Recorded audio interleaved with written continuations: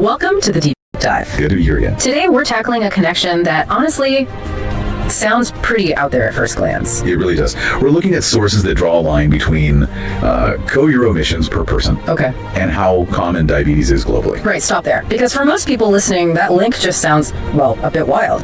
Diabetes, we think diet, right? Exercise, genetics. Sure, that's the standard view. So how do we get from, car exhaust in factories to something like insulin resistance? What's the proposed bridge here? The bridge is, let's say, unconventional, but the research behind it uses a very rigorous, holistic framework. The scholar we're focusing on, Dr. Yen-Hui Kuo, he actually used AI, artificial intelligence, to crunch global data from 1990 right up to 2021. 3 decades worth. Exactly. And the AI did find this statistically significant correlation. That part's data-driven. But the way he explains it, that's where it gets interesting. It doesn't come from standard Western medicine. It comes from ancient Chinese philosophy. Precisely.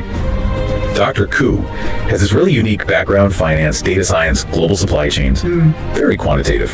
But he integrates all that with concepts from the Yi-Jing, the Book of Changes, and crucially for our discussion today, the theory of the 5 elements, the wuxing. So let's be really clear up front. We're not saying, and the source isn't claiming, that breathing CO euro directly causes diabetes. That's not it. No, absolutely not direct causality in that sense. It's more like co-euro emissions are the big measurable symptom. A symptom of what? Of a massive imbalance in our industrial systems. Right. And that imbalance, according to this framework, triggers a whole cascade of problems through the environment. Okay, an ecological cascade. Right, and this cascade, this indirect path, links that large-scale environmental damage to very specific health problems in humans, like metabolic diseases. And the 5 elements of wuxing, that's the lens to see this connection. Metal, wood, water, fire, earth, governing both the planet and our bodies. That's the core idea. When you look at it through that lens, where the same principles apply to ecosystems and human physiology, the connection starts to look, well, surprisingly clear, almost logical in its own way. So our mission for this deep dive is to really unpack that philosophy. We're going to trace how disrupting each of these 5 elements, starting with modern industry, how that ripples through the environment and actually contributes specifically to the development of diabetes. It's a perspective that definitely goes beyond, just eat less sugar. It promises a real aha moment, potentially changing how you think about both environmental issues and personal health. All right, let's get into it. How did Dr. Ku even establish this foundation, beyond just finding a correlation? Yeah, it's important to stress, again, this wasn't just slapping some philosophy onto a problem. He started with the hard data, used an artificial neural network, an ANN. Okay, sophisticated stuff. Very. To analyze huge data sets, global trade, energy use, logistics, health stats over those 30 years. And the AI confirmed it. There's a real statistical link there that needs explaining. So the AI found that where you have high co-emissions globally, which tends to go along with economic growth, GDP growth, you also find consistently higher rates of diabetes, especially in heavily industrialized areas. The data showed the what. This pattern exists. Then he brought in the wuxing to try and explain the how. Makes sense. And he also uses another ancient text, the Yi-Jing, the Book of Changes. How does that fit in? He uses it to provide context for, policy responses, to show how this ancient wisdom might actually apply to modern problems of governance. Okay, give us an example. Well, he points to big global policies aimed at making polluters pay, essentially. Things like the EU's Carbon Border Adjustment Mechanism, the CBAM. Right, the carbon tariff idea. Exactly. He suggests that conceptually, a policy like CBAM aligns with one of the hexagrams in the Yi-Jing, Hexagram 11, which is called TIE. TIE, what does that mean? It translates roughly as peace or prosperity or maybe harmony. That hexagram represents a state where things are flowing well, where heaven and earth, sort of the big cosmic forces, are in balance. It signifies good governance and flourishing. So putting a price on carbon, how is that achieving TIE? Because it's an attempt to bring things back into balance. You're trying to harmonize the need for economic activity, trade, let's call that the heaven aspect, with the need for environmental stability, the earth aspect. By making the price of industrial goods, which relates to the metal element, reflect its actual environmental cost. Exactly. You're trying to internalize the externality, as economists say. It's using policy as a tool to nudge the whole system back towards that harmonious state described by TIE. Okay, I see. Using the Yi-Jing as a kind of philosophical guide for good systemic policy. But let's get back to the breakdown itself. If our industrial world is causing this imbalance, how does the wuxing theory map that damage onto the human body? Talk us through the cascade. Okay, so the wuxing system operates on 2 main cycles. There's the generative cycle, or Sheng cycle, where each element nourishes or creates the next one.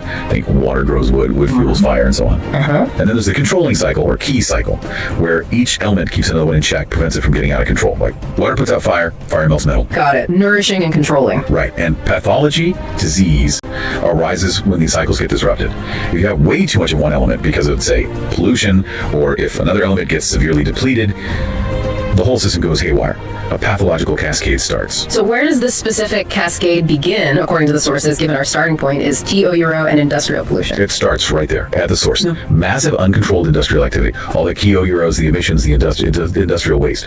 That's primarily seen as a metal element phenomenon in the Yi-Jing framework. Metal representing industry, structures, technology, and in the body. And in the body, it's strongly associated with the lungs. So when you have this extreme excess of toxic metal energy from modern industry, that's the starting gun for the disharmony. Okay, metal is in excess. Now, according to the controlling cycle, metal normally controls wood, right? Like an axe chopping wood. Normally, yes. But in this specific scenario described, where it's about overwhelming industrial pollution rather than just structured metal, the sources indicate this excess metal disrupts and destabilizes the earth element. Earth? Why earth? Think about what earth represents. Stability, the ground beneath our feet, agriculture, nourishment. Physically, it's the spleen and stomach system digestion transformation. So the industrial waste, the pollution metal, directly messes with the soil, the land, our agriculture, earth. Exactly. We see that happening ecologically, right? Soil depletion, land degradation from industrial runoff, acid rain affecting crops. That's excess metal disrupting earth. Okay, so toxic industry, metal, damages our agricultural foundation, earth. Physiologically, what happens then? What's the next step in this controlling cycle breakdown? Well, a weakened earth element then fails at one of its main jobs in the controlling cycle. Earth is supposed to control water. Think of riverbanks, earth containing a river, water. So if earth is weak, it can't properly manage water. Ecologically, this means water sources get polluted more easily, watersheds are disrupted. Physiologically, the water element relates to the kidneys and our fundamental vitality, our deep energy reserves, called Jing. So weak earth leads to stressed kidneys, depleted Jing. That's the idea. The foundational vitality gets compromised because the regulating influence of earth is weakened by the initial metal salt. And if the water element, the kidneys, are now deficient or unstable, that affects the next element in the nourishing cycle. Precisely. Water is supposed to nourish wood, like rain nourishing a tree. So if your water element resources are depleted or polluted, they can't properly nourish wood. Right. And wood corresponds to the liver system in the body. The liver is all about smooth flow, dynamism, keeping chi moving freely. If wood isn't nourished by water, it becomes constrained, stagnant. Think of a dry, brittle tree that can't grow properly. So let me recap this cascade. Excess industrial metal damages agricultural earth. Weakened earth fails to control water, kidneys vitality. Deficient water fails to nourish wood, liver flow. You've got it. And that whole systemic breakdown, metal, earth, water, wood, manifests physically, according to this model, in the complex metabolic chaos we call type 2 diabetes. Affecting the liver, wood, which can't manage metabolic flow, and the pancreas. Where does the pancreas fit in? The pancreas, especially its role in sugar metabolism, is often functionally linked to the earth element's role in transforming food, particularly sweetness. So you have liver key stagnation, wood disrupting flow, and spleen pancreas dysfunction, earth impairing transformation. It's a multi-system failure originating from that initial environmental imbalance. Wow, okay, that is a profound conceptual shift. It reframes diabetes not just as a personal metabolic issue, but as a symptom of a much larger ecological breakdown. Exactly. It's suggesting the rise in diabetes isn't just millions of individual choices adding up. It's potentially a clinical sign that our entire global system is profoundly out of balance. Okay, this is really the core of it. We need to drill down into each of these 5 elements now. Let's take them one by one, look at the environmental problem, the body system it affects according to Yi-Jing, and then the specific diabetic pathology that results. We need to be clear using the sources' definitions. Agreed. This translation from the external environment to the internal energetic balance of the body is really the power of this framework. Let's start where the cascade began. Okay, metal, the source. Environmentally, we're talking industrial emissions, fossil fuel burning, particulate matter, airborne toxins. The sources are clear. Metal governs the lungs. Right, the lungs, or Fe in TCM. When the lungs are constantly breathing in this toxic, metal-polluted air, their main job gets compromised, and that job is governing the body's ki. Key vital energy, life force. Sort of. Think of it maybe more practically as the body's operational energy, its communication network, the flow of information and function. The lungs are supposed to take in clean ki from the air and distribute it everywhere. So if the air is polluted, the lungs are damaged. What happens to that ki flow? It gets stuck. It stagnates. The term is ki stagnation. Imagine the body's energy highways getting clogged up. If the chi isn't flowing smoothly, then essential processes, including hormonal signals, get disrupted. Okay, energy stagnation. How does that specifically connect to diabetes? Because that stagnation directly messes with the smooth operation of the endocrine system. It hinders the pancreas, which, remember, is related to earth, but relies on smooth ki flow for properly secreting and regulating insulin. So the signals aren't getting through properly? Exactly. If the body's internal communication lines are jammed by the effects of pollution, metal, the messages about insulin can't be sent, received, or acted upon effectively. It's like systemic static caused by bad air quality, leading to metabolic miscommunication. But the metal impact isn't just about this energy flow, right? The sources mention function actual physical toxins too. Yes, absolutely. It's not just energetic disruption, it's physical poisoning too. Right. This moves beyond key stagnation. We're talking about toxin accumulation. Like heavy metals. Precisely. Yeah. Industrial metal pollution often includes things like mercury, cadmium, lead. These get into the environment, then into the food chain, and then into us. Dr. Kuo calls these miasmic toxins. Miasmic toxins, okay. And modern science actually has identified mechanisms for how these heavy metals affect metabolism, hasn't it? It has. This isn't just philosophical. These heavy metals are known to physically damage critical parts of our cells. What specifically do they attack? Two key things mentioned are insulin receptors on the cell surface. So the cells can't hear the insulin signal even if it's there? Correct, leading to insulin resistance. And they also damage mitochondrial function. The cell's power plants. Exactly. Mitochondria are where glucose actually gets turned into energy. If they are poisoned by heavy metals, the cell can't use sugar efficiently even if it gets inside. So metal hits us twice. It disrupts the energy flow, key stagnation, and it physically poisons the machinery needed for glucose processing, receptors, mitochondria. That's the picture painted by the sources. A constant multi-pronged attack from the metal element imbalance, fundamentally undermining our ability to handle glucose. Okay, let's move to the wood element. Wood represents growth, spring, dynamism, and environmentally, its big vulnerability is deforestation, cutting down forests, destroying habitats. Right, the literal destruction of the wood element in nature. And in the body, wood governs the liver, the GAN.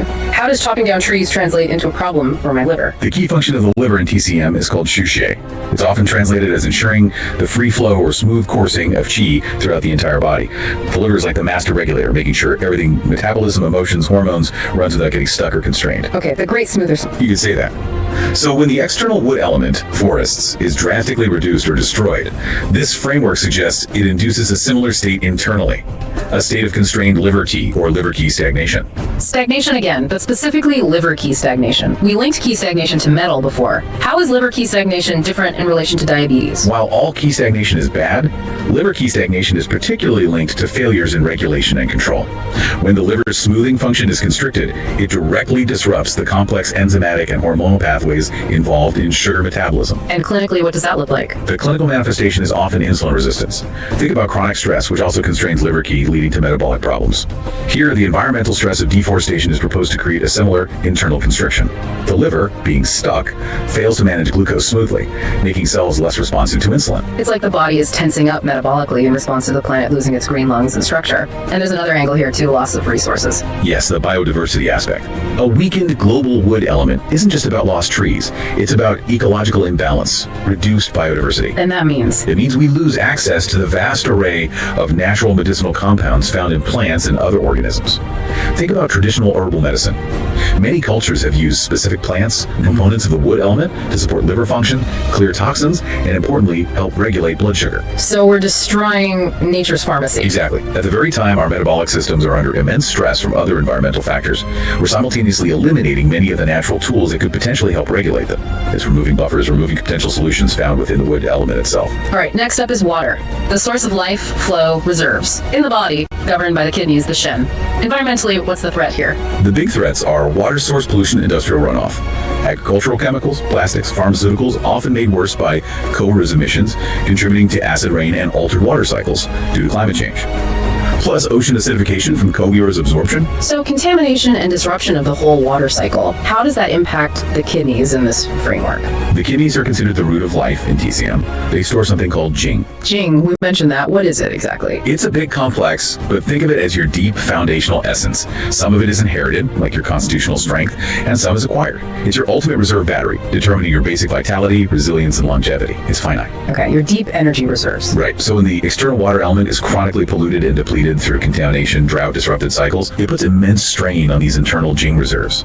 The body's foundation starts to crumble. Pollution is literally draining our batteries. What's the specific pathology that results from this Jing depletion? The constant stress and contamination lead to a state called kidney yin deficiency.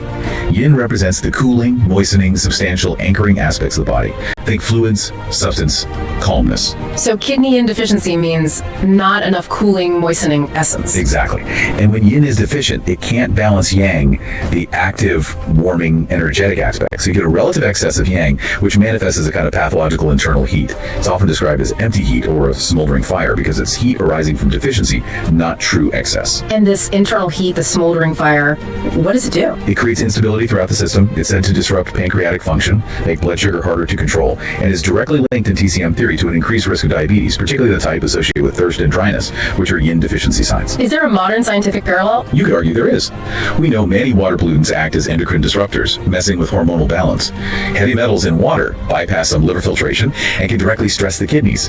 This aligns with the idea of foundational systems being destabilized by contaminated water. And the sources bring in lifestyle here too, lack of exercise. How does that relate to water? Dr. Koo links this to a lack of water element activation. Think about how climate change is leading to more extreme weather intense heat waves, floods, storms. Makes it harder or less appealing to be active outdoors. Exactly. This forces a more sedentary lifestyle for many. Movement, physical activity, especially things involving flow like swimming or Tai Chi, are seen as activating the water element's dynamic aspect, generating yang qi. So being sedentary means the water element stagnates. Yes, and that lack of activation does two things. One, it fails to generate the robust yang qi needed for strong metabolic function, metabolism slowing down. Two, it specifically weakens muscle glucose uptake. Muscles are huge consumers of glucose, especially during exercise. Inactivity makes them less effective at pulling sugar out of the blood. So it's a vicious cycle. Climate change affecting water cycles discourages activity, which weakens the water element internally, which worsens metabolism. Precisely. The environmental constraint drives a behavior that further depletes the body's energetic resources and ability to manage glucose. Okay, let's turn up the heat, the fire element. If metal is the industry structure, you said fire is the engine, environmentally this is. This is the massive, intensive combustion of fossil fuels. It's the uncontrolled burning that powers our modern world, leading directly to global warming. It's an environmental excess of fire. Global warming is excess fire. How does that translate internally within the body? This external fire excess is mirrored internally, creating a dangerous physiological state. The sources call it hyperactive heart fire, or sometimes ministerial fire, flaring upwards, basically. Pathological heat raging out of control. And fire governs the heart, the shin. Yes, the heart, but also the circulatory system, blood vessels, and crucially, the connection between the nervous system and the endocrine system. It's also linked to the shin, our consciousness or spirit. So the planet heating up literally causes internal heat and chaos in our systems. What does this hyperactive heart fire actually do pathologically? It fans the flames of systemic inflammation. This isn't just a TCM concept anymore. Low-grade chronic inflammation is now widely recognized in Western medicine as a key driver of metabolic syndrome and type 2 diabetes. Right. This internal fire also causes severe hormonal dysregulation. It disrupts the delicate balance between insulin and glucagon, the two main hormones controlling blood sugar. When the system is constantly on fire internally, it can't maintain that sensitive metabolic equilibrium. And the link to stress. You mentioned fire relates to the Shen consciousness. Absolutely critical connection. Chronic psychological stress, whether it's from economic worries, social pressures, information overload, or specifically anxiety about climate change itself. Climate anxiety is real. Very real. All that stress agitates the fire element. It disturbs the heart and the Shen. Okay, that sounds somewhat philosophical, disturbing the spirit. Is there a concrete biological mechanism? Oh, definitely. This isn't just metaphorical. Yeah. Agitating the fire element, disturbing the Shen, directly translates physiologically to the chronic release of stress hormones, primarily cortisol. The fight or flight hormone. Exactly. And we know precisely what chronic high cortisol does metabolically. It directly antagonizes insulin, making cells resistant. It tells the liver to dump more glucose into the bloodstream. And it promotes the storage of visceral fat, the dangerous fat around organs. So the environmental fire, global warming, and the psychological fire, stress, anxiety, both converge on this high cortisol state, creating the perfect internal storm for diabetes. That's the link the sources draw. Excess fire, both external and internal, fundamentally destabilizes metabolic control through inflammation and stress hormones. And finally, we circle back to Earth, the center. We said it was destabilized early by excess metal. Environmentally, the core issue here is It's the physical degradation of agricultural land. Soil depletion from intensive farming, loss of topsoil, desertification, overuse of chemicals, basically wrecking the foundation of our food system. the environmental Earth is sick, and internally, Earth governs the spleen, pie and stomach. Yes, the spleen in TCM is much broader than the anatomical spleen. It's the central hub of digestion and, crucially, transformation and transportation. It's responsible for taking the food we eat and transforming it into usable energy, Gucci or food key, and essential substances, and then transporting them throughout the body. The body's processing plant. A good way to put it. So when the external earth element, the soil, the land is degraded and depleted, it mirrors internally as a deficiency in the spleen's function. The internal earth element weakens. What happens when this central transformation hub fails if the spleen is deficient? If the spleen can't transform and transport fluids and nutrients properly, things start to back up. It leads to the accumulation of pathological substances that TCM calls dampness and phlegm. Dampness and phlegm. Can you translate those for us? They sound a bit archaic. They do, but the concepts are powerful. Think Think of dampness as metabolic sludge, a kind of internal viscosity, heaviness, sluggishness where things aren't flowing cleanly. It bogs down the system. Phlegm is considered a more condensed form of dampness. Think accumulations like excess fat, cysts, nodules, arterial plaque. Okay, metabolic sludge and buildup. How does that relate clinically to modern diabetes and metabolic syndrome? It maps almost directly. This accumulation of dampness and phlegm translates clinically to impaired glucose processing. Things are too sluggish. Dyslipidemia, that's the abnormal fats, the phlegm, and essential obesity, particularly around the abdomen, which is so characteristic of metabolic syndrome and type 2 diabetes. The weakened spleen, Earth, just can't cope, especially with modern diets, leading to this internal stagnation. And this is made even worse by food scarcity issues, right? Which are also linked to climate change affecting the Earth element. Exactly. It's a horrible feedback loop. Climate change causes droughts, floods, crop failures, a failure of the environmental Earth element. This leads to food insecurity, or forces reliance on cheap, processed, energy-dense, but nutrient-poor foods. Foods that the already weakened spleen really can't handle. Precisely. These foods might fill the belly, but they lack the real nutritional essence Yi-Jing needed to actually nourish the body and support the spleen-stomach system. This further weakens the spleen, leading to more dampness and phlegm, more metabolic stress, and accelerates the whole diabetic process. The failure of the external Earth forces dietary choices that destroy the internal Earth.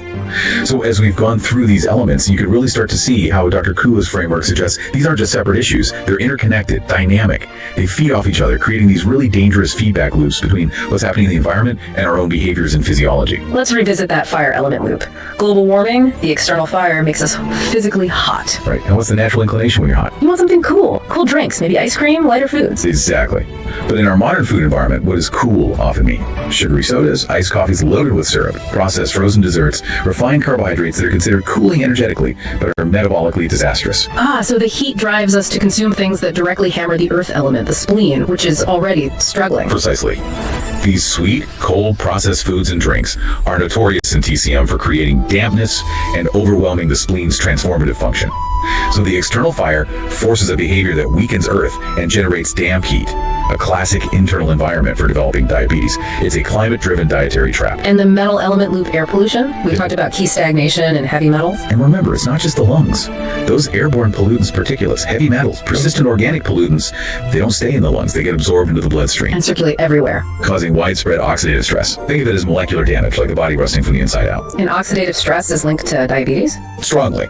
It's known to directly damage the insulin-producing beta cells in the pancreas. It contributes to insulin resistance in other tissues. So the metal elements pollution delivers this constant oxidative stress throughout the system, further crippling insulin production and function, reinforcing the damage from key stagnation and heavy metal toxicity. It's relentless. And the wood element, the loss of biodiversity. That feedback seems more passive, but just as critical. It is. By destroying ecosystems, weakening wood, we're not just losing potential medicines we haven't discovered yet. We're losing access to traditional botanical regulators that people used to rely on. Like herbs that help lower blood sugar or support the liver. Exactly. The wood element represents nature's pharmacy. As we diminish it, we diminish our own capacity to find natural support for the very metabolic problems being exacerbated by the imbalances in the other elements. We're fighting a bigger fire with less water, essentially. And let's not forget the water element feedback loop inactivity. Extreme weather limits outdoor time. Leading to sedentary behavior, which fails to activate water's yang qi and weakens muscle glucose uptake. But you also mentioned the kidneys water relate to willpower, Zine. Yes. In TCM, the kidneys and their Jing reserve are linked to our fundamental drive, determination, our get up and go. When Jing is depleted by pollution, stress, lack of activation, our Zien, our willpower, also weakens. So it becomes physically and psychologically harder to break the sedentary cycle. That's the implication. The environmental factors, extreme weather, make activity difficult. The lack of activity weakens the water element and metabolism, and the resulting depletion of Jing undermines the very willpower needed to push through and become active again. It's a debilitating cycle. It really paints a picture of being trapped. Environmental problems driving behaviors that worsen physiological imbalances, which then make it harder to change those behaviors. It shows how tightly interwoven our health is with the health of the planet, and how societal patterns emerge from that interaction. These aren't just 5 separate problems. They are one interconnected systemic crisis manifesting as metabolic disease. Okay, let's try and pull all these incredibly complex threads together. What Dr. Ku's framework, drawing on Yi-Jing, seems to be proposing is a really integrated, almost radical view of the diabetes pandemic. It is radical in its implications. It argues that type 2 diabetes isn't primarily caused by one single thing, not just diet, not just genes, not just inactivity, viewed in isolation. Instead, it's the synergistic breakdown of the entire 5-element system: metal, wood, water, fire, and Earth driven by widespread environmental degradation, pollution, and climate change. It's the body reflecting the planet's sickness. In a way, yes. The air we breathe, metal, poisons our cells and stagnates energy. The forests we cut down, wood, constrain our metabolic flow and remove natural remedies. The water we pollute, water, drains our core vitality and destabilizes us.